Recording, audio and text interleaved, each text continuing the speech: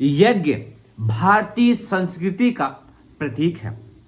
हिंदू धर्म में जितना महत्व यज्ञ को दिया गया है उतना और किसी को भी नहीं दिया गया है। हमारा कोई भी शुभ अशुभ धर्म कार्य इसके बिना पूरा नहीं होता है। जन्म से मृत्यु तक सभी संस्कारों में यज्ञ अत्यंत ही आवश्यक है। हमारे धर्म में वेदों का जो महत्व है वही महत्व यज्ञों को भी प्राप्त है, क्योंकि वेदों का प्रधान विषय ही यज्ञ है। वेदों का प्रधान विषय ही यज्ञ है। वेदों में यज्ञ के वर्णन पर जितने मंत्र हैं उतने अन्य किसी विषय पर भी नहीं है।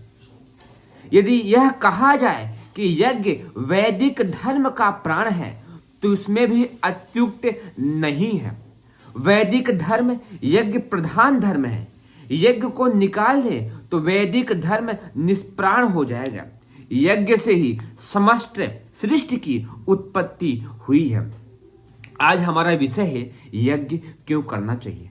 तो आप सबने यहाँ पर देखा भारतीय संस्कृति में यज्ञ को कितना महत्वपूर्ण स्थान दिया गया है। आपका कोई भी कार्य हो, आपका विवाह दिवस, जन्म दिवस, आपके घर में कोई भी ऐसे शुभ कार्य, कथा, पूजा, प्रवचन, सब में हवन अवश्य ही देखने को मिलेगा, क्योंकि वेदों का प्रधान विषय ही यज्ञ है। यहाँ तक कि यह भी कहा गया है वैदिक धर्म यज्ञ प्रधान धर्म है। वैदिक धर्म यज्ञ प्रधान धर्म है। यज्ञ को निकाल दें तो वैदिक का जो धर्म है वो निष्प्राण हो जाएगा। यज्ञ से ही समस्त सृष्टि उत्पन्न हुई है। आखिर क्यों, क्या है यज्ञ का विज्ञान, आज हम इस विषय पर बात करने वाले हैं। रामायण, कृष्ण की लीलाओं से संबंधित इतिहास के सभी घटनाओं को यहाँ प्रस्तुत करेंगे और कितना महत्व स्थान यज्ञ को क्यों दिया गया है, क्या क्या इससे घटनाएं घटी हैं, हम सब कुछ बात करने वाले हैं। इस किताब का नाम है यज्ञ एक समग्र उपचार प्रक्रिया। इसको आप खरीद सकते हैं, पढ़ सकते हैं, बहुत शानदार किताब है। भगवान स्वयं ही यज्ञ के रूप हैं और तद उत्पन्न संपूर्ण सृष्टि भी यज्ञ का ही एक रूप है। तो यज्ञ के अतिरिक्त संसार में कहीं कुछ है ही नहीं। चारों वेद भी इस यज्ञ रूप भगवान से ही उत्पन्न हुए हैं। समझिएगा, चारों वेद, ऋग्वेद, सामवेद, यजुर्वेद, अथर्ववेद, चारों वेद भी इस यज्ञ रूप भगवान से ही उत्पन्न हुए हैं। अतः यह भी यज्ञ रूप ही है और उनसे जो कुछ भी है वह भी यज्ञ के अतिरिक्त और कहीं कुछ भी नहीं है। ऋग्वेद, यजुर्वेद तथा अथर्ववेद में प्रश्न पूछा है कि मैं तुमसे पूछता हूं कि संपूर्ण जगत को बांधने वाली वस्तु कौन है। इसका उत्तर दिया गया है कि यज्ञ ही इस विश्व ब्रह्मांड को बांधने वाला है। हमारे पूर्वज भली प्रकार से यज्ञ के महत्व को जानते, समझते और जीवन में धारण करते थे। स्वास्थ्य, सुख, संपत्ति दाता, दुखहारी यज्ञ ही है। भूलोक से ले सूर्य तक सुपरम पावन यज्ञ ही है। सर्वभूतों के सभी विधि दुख नाशवान कौन है, तो वह यज्ञ ही यज्ञ है।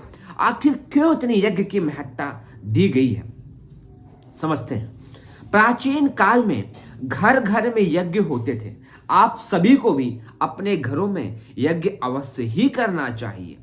प्राचीन काल में सतयुग के समय घर घर में यज्ञ होते थे और इस पुण्य भूमि में इतने यज्ञ होते रहे हैं कि हमारा देश ही यज्ञ देश कहलाया गया है। भारत देश यज्ञ देश कहलाया गया है। पहले बड़े बड़े राजा महाराजा भी यज्ञ के रहस्य को भली प्रकार समझते और जानते थे। बड़े बड़े यज्ञों का आयोजन हृदय ही होता रहा है। महाराजा रघु ने दिग्विजय के उपरांत विश्वजित नामक यज्ञ में समस्त खजाना खाली कर दिया था। उनके पास धातु का एक पात्र तक नहीं बचा था।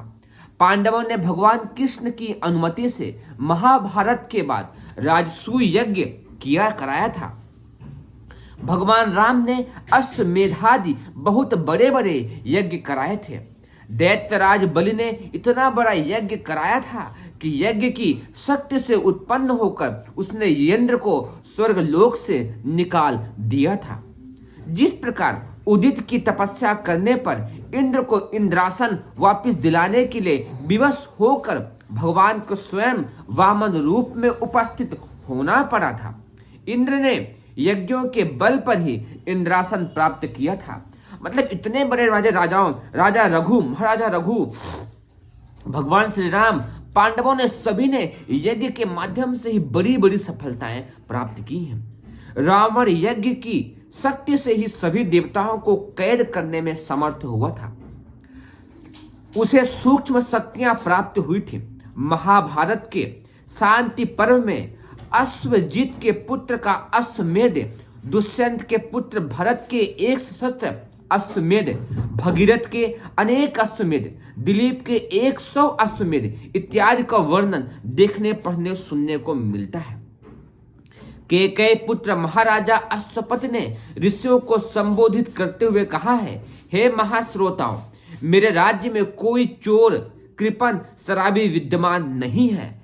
ऐसा कोई भी व्यक्ति नहीं है जो प्रतिदिन यज्ञ ना करता हो। मेरे राष्ट्र में कोई भी व्यभिचार नहीं है। ऐसा मात्र यज्ञ की वजह से है। आप समझिएगा, पूरे राज्य में एक भी चोर, एक भी व्यभिचार, एक भी कृपण और एक भी शराबी विद्यमान नहीं है, क्योंकि यहाँ हर घर में यज्ञ होता है। तीर्थों की स्थापना का आधार यज्ञ ही रहे हैं। राज्य के सीमा क्षेत्रों के बाहर जो तीर्थों के स्थान है, वहां पर भी उसकी स्थापना का मुख्य आधार यज्ञ ही था। जहां प्रचुर मात्रा में बड़े बड़े यज्ञ होते थे, उसी स्थान को तीर्थ मान लिया जाता था। प्रयाग, काशी, रामेश्वरम, कुरुक्षेत्र, नैमिषारण्य आदि सभी क्षेत्रों में तीर्थों का उद्भव यज्ञ से ही माना गया है। हमारे वेद शास्त्रों का पन्ना पन्ना यज्ञ की महिमा से भरा पड़ा है। देखिए, ऋग्वेद में विश्व शांति का सर्वश्रेष्ठ आधार यज्ञ ही है। यज्ञ को आगे करके कार्य आरंभ करो। यज्ञ के साथ आरंभ किए हुए कार्य सफल होते ही होते हैं। यज्ञ से परमात्मा प्रसन्न होते हैं। ये सब ऋग्वेद के मंत्रों को समझिए आप। यह यज्ञ देव तक ले जाने वाला परम पवित्र शक्तिशाली है यज्ञ। यज्ञ ही मुख्य धर्म है। मन, वाणी, बुद्धि की उत्पत्ति तब होगी जब यज्ञ एवं यज्ञ पिता की उपासना की जाएगी। अथर्ववेद का कथन है, यज्ञ करने वाले को स्वर्ग सुख की प्राप्ति होती है। जिन्हें स्वर्ग सुख प्राप्त करना अभीष्ट हो, वे यज्ञ किया करें। यज्ञ ना करने वाले का तेज नष्ट हो जाता है, अथवा अपनी तेजस्विता स्थिर रखने के लिए यज्ञ किया ही जाना चाहिए। जो इस अग्नि के चारों ओर बैठकर दिव्य उद्देश्य से हवि चढ़ाते हैं, उनके हृदय में परमात्मा का तेज प्रकाशित हो जाता है। ब्राह्मण ग्रंथों में देखिए, यज्ञ का पुण्य फल कभी नष्ट नहीं होता। बुद्धिमानी पूर्वक यज्ञ का अच्छे पुण्य संचित करते रहो। यज्ञ श्रेष्ठतम कर्म है। यह अग्नि होम निश्चय ही स्वर्ग सुख प्राप्ति करने वाली है। अपने वेदों में, पुराणों में भरे पड़े हैं ऐसे श्लोक मंत्र जिसमें यज्ञ की व्याख्या पर व्याख्या की गई है। उसके तारीफ पर तारीफ, उसके शक्तियों के वर्णन पर वर्णन किए गए। इसलिए आप सब भी आज से, अभी से, इसी वक्त से अपने घरों में यज्ञ जरूर करें। जिन घरों में यज्ञ प्रतिदिन होता है, वहां सकारात्मक ऊर्जा, ओजस, तेजस, वर्चस, बल, शक्ति, ओज सब कुछ देखने को मिलता है। इसीलिए तीर्थों में, घरों में, राज क्षेत्रों में सभी जगह यज्ञ की ही महत्व सदैव से रही है। मनु जी ने लिखा है, महायज्ञ और यज्ञ करने से ही यह शरीर ब्राह्मणी या ब्राह्मण बनता है। पुराणों में इसी प्रकार का उल्लेख है। अग्नि होम से बढ़कर और कोई धर्म नहीं है। यज्ञ करने वाला ही सच्चा धर्मात्मा है। यज्ञ ही कल्याण का हेतु है। कूर्म पुराण में लिखा है, विष्णु पुराण में लिखा है, यज्ञों में सारा संसार प्रतिहित है। पृथ्वी यज्ञ से धारण की हुई है। यज्ञ ही प्रजा को तारता है। कालिका पुराण में लिखा है, यज्ञ होम से बढ़कर कोई पवित्र धर्म नहीं है। यज्ञ से अंतःकरण पवित्र होते हैं। पद्म पुराण में लिखा है, यज्ञ से देवता तथा पितृ जीवित हैं। विष्णु धर्मोत्तम पुराण जैसे महान ग्रंथों साहित्यों में यज्ञ की महत्ता भरी पड़ी है। कठोपनिषद में यमराज नचिकेता से कहते हैं, इस अग्नि का शास्त्रोक्त रीति से 3 बार अनुष्ठान करने वाला पुरुष ऋग यजुः साम तीनों वेदों के साथ संबंध जोड़कर यज्ञ दान तप रूप तीनों कर्मों को करता रहने वाला मनुष्य जन्म मृत्यु से तार जाता है। अग्नि स्वर्ग के प्राप्त करने का, अनंत जीवन का, संपूर्ण संसार के स्थिर होने का कोई श्रेय है तो वह यज्ञ ही है। छंदोग प्रसन्न में उद्दकौशल नामक एक ब्रह्मचारी को, जो सत्य काम जवाल के यहाँ ब्रह्म विद्या सीखने गया था, अग्नियों द्वारा ब्रह्म विद्या का उपदेश मिलने का वर्णन मिलता है, क्योंकि उसने 12 वर्षों तक अग्नियों की सेवा की थी। रामायण में भी यज्ञ की महत्ता पर अत्यंत ही गहरा प्रकाश डाला गया है। भगवान राम का जन्म यज्ञ द्वारा उत्पन्न हुआ, अथवा वह अपने अवतार का श्रेय यज्ञ को ही देते हैं। सीता जी का विवाह एवं विशाल यज्ञ द्वारा ही संपन्न हुआ। महर्षि विश्वामित्र जी ने एक महायज्ञ किया था, जिसमें राक्षसों से राक्षात नाम और लक्ष्मण को मार कर ले गए थे। क्योंकि यज्ञ में दैवी तत्व बलवान होते हैं और असुरता का नाश होता है। जिन घरों में यज्ञ होता है उन घरों में दैवी तत्व, सकारात्मक ऊर्जा, शक्ति, ओज और मस्तिष्क पर बलिष्ठता, शरीर में शक्ति का सामर्थ्य का विकास होता है और असुरता, आलस्य, निरोगिता जैसे खतरनाक चीजें दूर होती चली जाती हैं।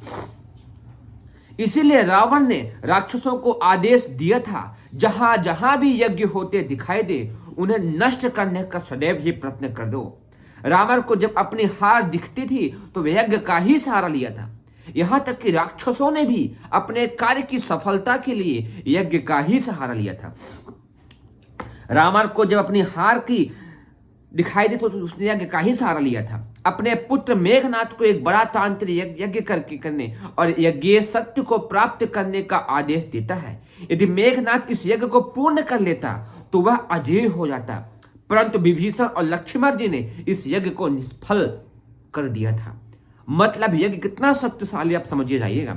भगवान राम ने वनवास से वापस लौटने पर प्रजा के लिए, समस्त संसार के लिए, समस्त प्राणी मात्र के लिए बड़े से बड़े यज्ञों के आयोजन किए थे। यज्ञ को महत्वपूर्ण धर्म करार समझकर उन्होंने प्रतिवर्ष अश्वमेध 10 सहस्त्र वर्ष तक किए और सहस्त्र वर्ष के पीछे वाजपेयी यज्ञ किया। भागवत में भी यज्ञ, ये तो रामायण के वर्णन हुए। भगवान राम की उत्पत्ति, सीता का विवाह, रावण का भी विजय होने के लिए यज्ञ का सहारा लेना जैसे महत्वपूर्ण घटनाएं बताती हैं कि यज्ञ का महत्व कितना अधिक राम की अवधि में था। भगवत में भी यज्ञ की महिमा अकथनीय है। ऋषि राजा वेन को समझाते हैं, हे राजन, सर्व लोग और देवता यज्ञ में ही निवास करते हैं। उन वैदेत्री में, दिव्य में एवं तपोमय ईश्वर को विप्रगण आपके कल्याण तथा प्रजा की समृद्धि के लिए नाना विधानों से चित्र विचित्र यज्ञों द्वारा ही यज्ञान किए जाते हैं। ऐसे ढेरों घटना। राजा पृथु के 100 अश्वमेध समाप्त होने पर इंद्र को इंद्रासन छिन जाने की आशंका हुई तो उसने 2 बार घोड़ा छुड़ाया। पहली बार उसका पुत्र घोड़ा छुड़ाया। ऐसी बहुत सारी घटनाएं आती हैं महाभारत काल में भी। इतना ही नहीं, भगवान ऋषभ देव के पुत्र भरत, जिनके नाम पर देश का नाम भारतवर्ष पड़ा। भगवान ऋषभ देव के पुत्र भरत, जिसके नाम पर इस देश का नाम भारतवर्ष हुआ, ने यज्ञों द्वारा ही इस देश की तपोभूमि विश्व ब्रह्मांड का सर्वश्रेष्ठ भाग बना दिया था। उन्होंने 100 बार अश्वमेध यज्ञ किए थे। वह सदा ही ऐसे यज्ञों का अनुष्ठान करते रहते थे। इसीलिए उस समय किसी पुरुष की दूसरे पुरुष से अपने लिए स्वप्न में भी कुछ भी प्रार्थना करने की इच्छा नहीं होती थी। कोई दूसरे की वस्तु पर लोभ दृष्टि नहीं करता था। सभी में सदा स्नेह और शील का उद्रेक होता था। राजर्षि और प्रसिद्ध भक्त अम्बरीश अनेक अश्वमेधी महायज्ञों द्वारा यज्ञपति भगवान की आराधना किया करते थे। यहाँ तक कि राजा बलि ने विश्व विजय यज्ञ किया था। उस यज्ञ में से स्वर्ण के पट से बधा एक रथ, इंद्र के घोड़ों के समान हरित वर्ण के घोड़े, स्वर्ण के बंदों से बधा हुआ दिव्य धनुष, अक्षर वाणी से पूर्ण दो तूर्ण और दिव्य कलिन वस्तुएं प्राप्त हुई थी और फिर वो विजयी प्राप्त हुए थे। ऐसे ढेरों की ढेरों घटनाएं हैं। क्योंकि यह विषय लंबा हो जाएगा, वीडियो लंबा हो जाएगा, तो इस पर हम शॉर्टकट बात करने वाले हैं। यज्ञ द्वारा लोक परलोक का सुख प्राप्त होता है। यज्ञ से स्वर्ण की प्राप्ति होती है। यज्ञ के समान कोई दान नहीं है। यज्ञ के समान कोई विधि विधान नहीं है। यज्ञ में ही सब धर्मों का उद्देश्य समाया हुआ है। असुर सभी पुण्य के मूल हेतु यज्ञ के लिए ही प्रयत्न करते हैं। सत्पुरुषों को सदा यज्ञ परायण होना ही चाहिए। यज्ञ से ही बहुत से सत्पुरुष देवता बने हैं। पापियों की शुद्ध यज्ञ से ही हो जाती है। महाभारत में ऐसा कहा गया। उम्मीद करता हूं यज्ञ कितना लाभकारी है। हर घर में यज्ञ होना ही चाहिए। नहीं बनता है तो शुरुआत में आप गोरसी लेके आइए या एक हवन पात्र लेकर के आइए, आग जलाइए और 11 बार गायत्री मंत्र बोलते हुए हवन का शुरुआत करिए। फिर धीमे धीमे महामृत्युंजय मंत्र, सूर्य देवता का मंत्र, गणेश का मंत्र, दुर्गा का मंत्र, सभी मंत्र सीखते हुए हवन का मंत्र सीखते रहिए। गायत्री परिवार में बहुत अच्छी सरल उपयोगी गायत्री हवन विधि आती है, उसको आप ले लीजिए। 10 से 15 रुपए किताब है, उसमें बहुत अच्छा लिखा हुआ है, उसको आप पढ़िए। और हर घर में अवश्य ही प्रतिदिन हवन करिए। जिस घर में नहीं कर सकते वहां कम से कम जो भोजन बनता है जिसमें नमक मिला हुआ हो, शक्कर नमक, जिस भोजन में नमक ना हो, दाल और सब्जी को छोड़ करके चावल रोटी थोड़ा सा घी गुड़ मिला करके हवन करिए और उस घर को स्वर्ग बनाइए और घर के वातावरण को स्वर्ग बनाइए और समाज को स्वर्ग बनाइए। उम्मीद करता हूँ आपको वीडियो पसंद आया होगा। कोई कमेंट हो तो आप कमेंट करिएगा। आप सभी को हृदय की गहराई से बहुत बहुत धन्यवाद।